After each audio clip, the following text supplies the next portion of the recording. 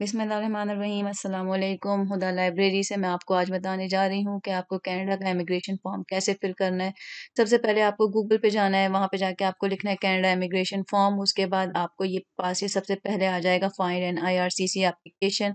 उसके ऊपर जब आप क्लिक करेंगे तो आपके पास दो ऑप्शन आएंगे, एप्लीकेशन पैकेज होगा और उसकी फॉर्म की जो चेकलिस्ट डिटेल होगी। जब आप एप्लीकेशन पैकेज पे क्लिक करेंगे या चेकलिस्ट पे क्लिक करेंगे तो आपके पास इस तरह से चीज़ें खुल जाएँगी, जिसके अंदर आपके पास एक चेकलिस्ट होगी कि आपको क्या-क्या चीज़ें चाहिए फॉर्म फिल करने के लिए। ये मैंने सबसे पहले चेकलिस्ट का फॉर्म खोला है, इसके अंदर जब आप देखेंगे तो वो आपको बताएगा कि आप कौन-सा फॉर्म फिल करना चाहते हैं, कि आप अगर एग्रीकल्चर के फॉर्म में आना चाहते हैं या आप किसी को स्पॉन्सर करना चाहते हैं या आप सिर्फ़ टेम्पोरेरी या परमानेंट रेज़िडेंट बनना चाहते हैं या आप अपने बिज़नेस वीज़ा पे आना चाहते हैं, तो वो आपको फॉर्म सारे खोल के बता देगा कि ये आपकी चेकलिस्ट है, इसमें से आपको ये-ये चीज़ें चाहिए और किस तरह से फॉर्म फिल करना है। तो ये मैंने सबसे पहले एक स्पॉन्सर का फॉर्म खोला है, तो ये इसके अंदर आपको चेकलिस्ट बता रहा है कि जब आप फॉर्म फिल करने बैठें, तो आपको उसके लिए क्या-क्या चीज़ें चाहिए। तो इसके अंदर आपको सबसे पहले तो यही वाली बात है कि कौन स्पॉन्सर कर रहा है, फैमिली स्पॉन्सर कर रही है या हस्बैंड अपनी वाइफ़ को या वाइफ़ अपने हस्बैंड को स्पॉन्सर कर रहा है। और इसके अंदर इन्होंने फ़ीस भी माँगी है, इन्होंने सारी आपके डॉक्यूमेंट्स भी माँगे हैं कि आप अपनी फ़ोटोकॉपीज़ लगाएँ और उससे पहले आपको ये वाला फ़ॉर्म भरना होगा IM 5406 वाला। और अगर आप किस कैटेगरी में अप्लाई कर रहे हैं, आपकी फैमिली पहले से यहाँ मौजूद है, तो आपको उसके भी पॉइंट्स मिल सकते हैं। और सबसे पहली बात तो ये है कि आपके पास फाइनेंशियली तौर पे आपको स्ट्रॉन्ग होना चाहिए, आप किसी पे डिपेंड ना करें, क्योंकि हर वक़्त कनाडा आने के बाद भी आपको पैसों की ज़रूरत पड़ेगी, वो भी मैं आपको अगली वीडियो में बताऊँगी। अब अगर हम देखें तो स्टूडेंट अगर आना चाहता है तो उसको क्या चेकलिस्ट चाहिए और अगर कोई और कनाडा आना चाहता है जैसे कि बिज़नेस क्लास हो गई या पेरेंट्स को या आप ग्रैंड पेरेंट्स को स्पॉन्सर कर रहे हैं या आपकी सिटीज़नशिप का फॉर्म है, तो इस तरह से वो आपको पूरी चेकलिस्ट में इनके अच्छे खासे पेजेज़ हैं और हर फॉर्म का नंबर डिफरेंट है। किसी का किसी नंबर से स्टार्ट होता है, किसी का आई से स्टार्ट हो रहा है फॉर्म नंबर, किसी का सी से स्टार्ट हो रहा है, तो ये सब आपको अपना फॉर्म देखना पड़ेगा। मैं आपको ये रेफ़र करूँगी कि आप सबसे पहले अपना फ़ॉर्म जो है उसकी फ़ोटोकॉपी निकाल लें और उसको आप आहिस्ता-आहिस्ता पढ़ना शुरू करें। आप डायरेक्ट किसी के पास जाएँगे, उसको कहेंगे कि आप मुझे कनाडा जाना है, मेरा फ़ॉर्म भर दो, तो वो तो आपको बस आपसे चीज़ें माँगता रहेगा और आप इसको पैसे देते रहेंगे। आप पहले कोशिश करें कि आप पहले खुद से भर सकें फ़ॉर्म, ताकि आपको मालूम हो कि फ़ॉर्म के अंदर लिखा हुआ क्या है और भरना क्या है।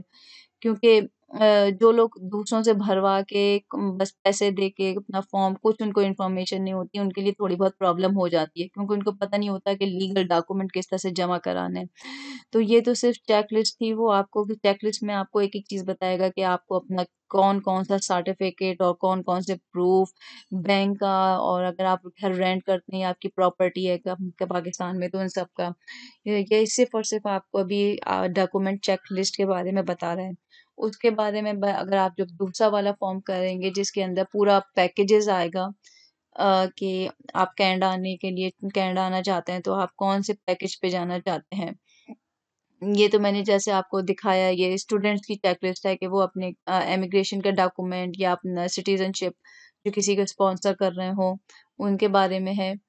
अभी सबसे पहले अब हम देख लेते हैं इसके बारे में कि ये अ पैकेज आ गया, एक पैकेज पे जाते हैं अब हम एन एप्लीकेशन पैकेज अगर हम कोई अपने आप कनाडा आने के लिए कोई फॉर्म भरना चाह रहे हैं तो फॉर एग्ज़ाम्पल हम सबसे पहले जो हैं हम बेसब्रे हैं, पाकिस्तानी हैं, तो हम जाते हैं इसके ऊपर इमिग्रेंट विज़िट वर्क और स्टे इन परमानेंट रेज़िडेंट हम जाते हैं वर्क करना चाहते हैं तो फिर अब हम यहाँ पे कनाडा में जॉब करना चाहते हैं तो उसके लिए अब हमारे पास दूसरा ऑप्शन आ जाएगा कि what are you applying for?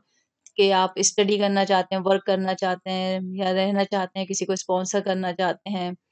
तो हम कनाडा में ये कह देते हैं कि हम कनाडा में जॉब करना चाहते हैं और परमानेंटली रहना चाहते हैं, तो हमने ये ऑप्शन चूज़ कर लिया। उसके बाद उसने पूछा कि अब आप पैकेज चूज़ करें, आप कौन-सा पैकेज पे जाना चाह रहे हैं।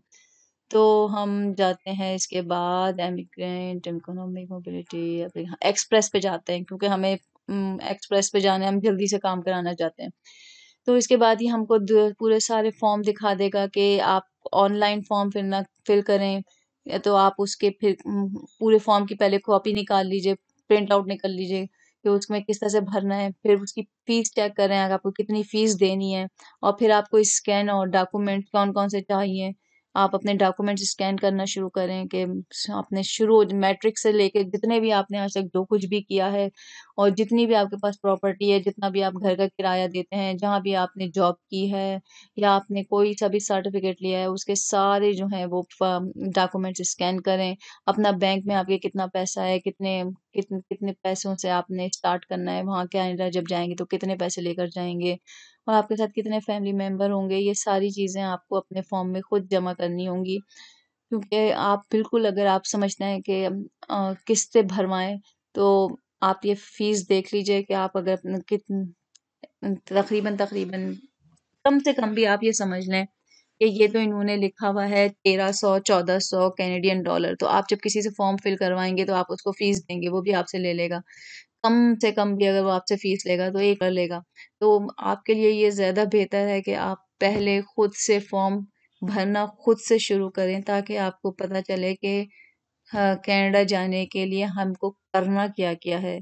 हमारा क्योंकि आप जिस तरह से किसी भी स्कूल, कॉलेज या में एडमिशन लेने जाते हैं तो आपको फ़ॉर्म तो फिल करना पड़ता है ना। तो उसके अंदर बेसिक चीज़ें जो हैं जिसके अंदर आपके माँ-बाप का नाम, बहन-भाइयों का नाम, आपका पुराना घर का पता, नए घर का पता, आपने कहाँ से तालीम हासिल की है, आपने कहाँ जॉब की है, ये सारी बातें तो आप खुद से अपने फ़ॉर्म के अंदर लिख सकते हैं।